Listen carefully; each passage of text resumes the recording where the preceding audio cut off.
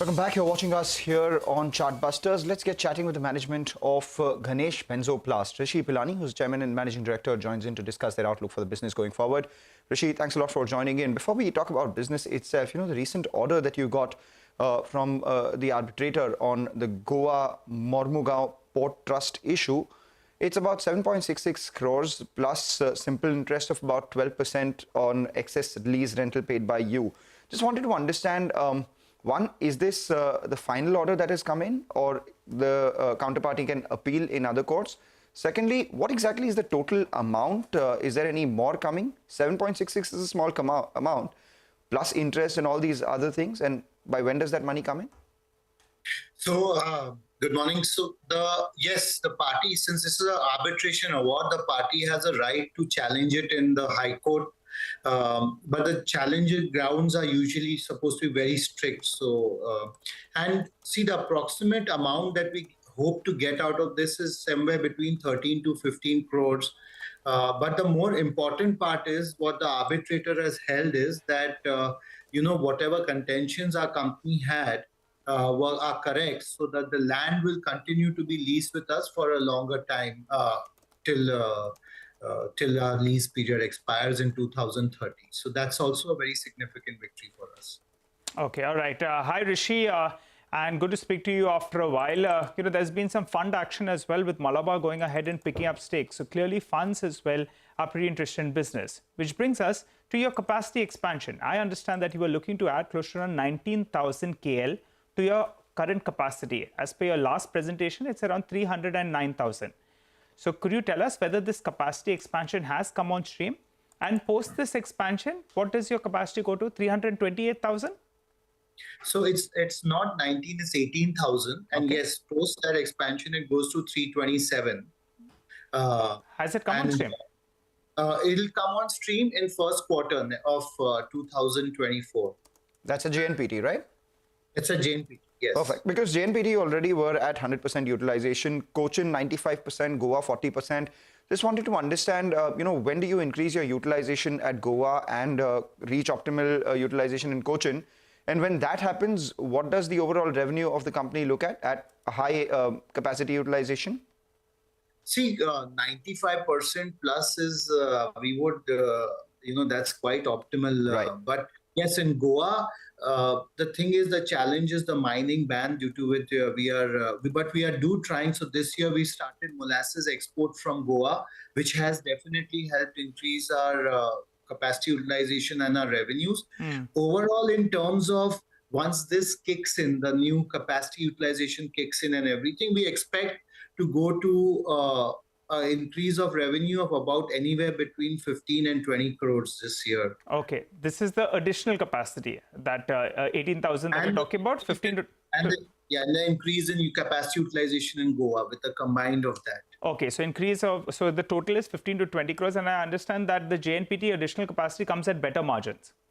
Yes, it does come at better margins because our fixed costs are not in the same proportion. They are divided over the entire capacity. Okay, all right. You had acquired close to around, I think, 11 acres is what you have.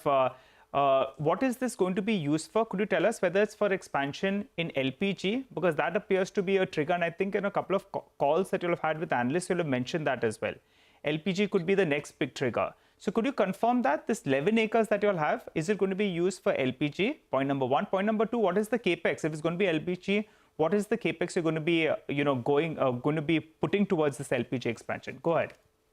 So about 8 acres or so of that is going to be used for LPG. In that, the capex envisaged is anywhere between 450 crores. That and the capex is going to be almost like a mix of 30 to 70 debt or debt and equity mix, internal resources, not equity, but our internal resources. So like if you look at it, we already have a bank line sanction of about 275 crores for it. And we have about 80 crores in cash balance and the outstanding receivables. And over the next 2 years, we need to fund only then about another about 75 to 100 crores, where we are generating about cash of about 60 to 70 crores a year. And usually the capex of 450 crores in a better business prospect yields what kind of asset turns? See, generally, our target is that we should get the money back in about 3 to 4 years. That's our target always. All right, payback period of 3 to 4 years. Also, I wanted to understand about the railway logistics business. I mean, you have made a foray into it. FY22 revenue was just about 30 odd crores, 10% margins. I'm sure that could be a growth area as well. So what are your targets out there? How fast do you grow in the rail business? What are the optimal margins you're looking at?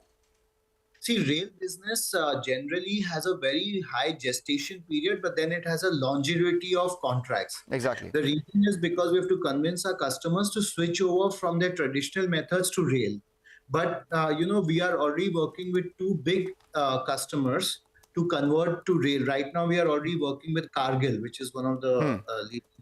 So our target would be that over the next 2 years, currently we are moving about 0.25 million tons a year. We want to grow that to about 0.5 to 0.6 million tons in the next 2 years. All right. A final question, a couple of questions from my end, Rishi, before we let you go. Your chemical business seems to have turned around, and that's been a bit of a drag. Do you expect it to continue to remain in the profit train? I'm looking at it on an average for the last few quarters, you're doing around 4 crores of profit. So does the chemical business continue to remain a bit positive? And also, the last time, many years ago, you joined us on the show, you were telling us about that demerger. But there have been court cases, it's not getting cleared. By when do you expect this to get cleared out and have 2 separate listed entities? Go ahead.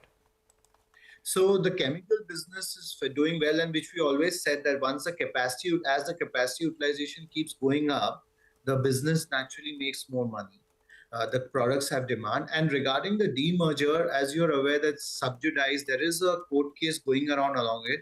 But unfortunately, I don't have a very firm timeline. But what we have done is we segregated the financials of the chemical business into a wholly owned subsidiary of GBL.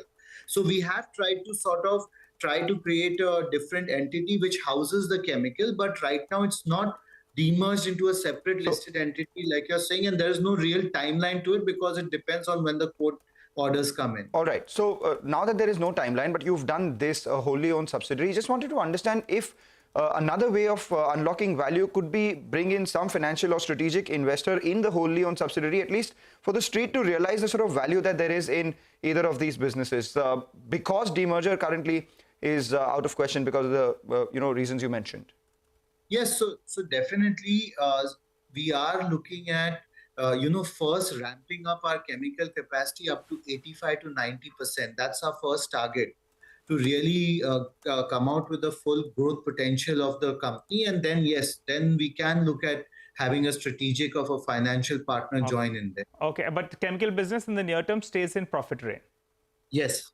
Good speaking to you, Rishi. Thanks so much for joining in. The stock has had a big run in the last few months, and for the timing at least, business prospects are looking up, but the LPG trigger is going to be most crucial to see how things move from here on. For the time being, we slip in a short break. You come back. We continue our focus on the markets. Don't go anywhere.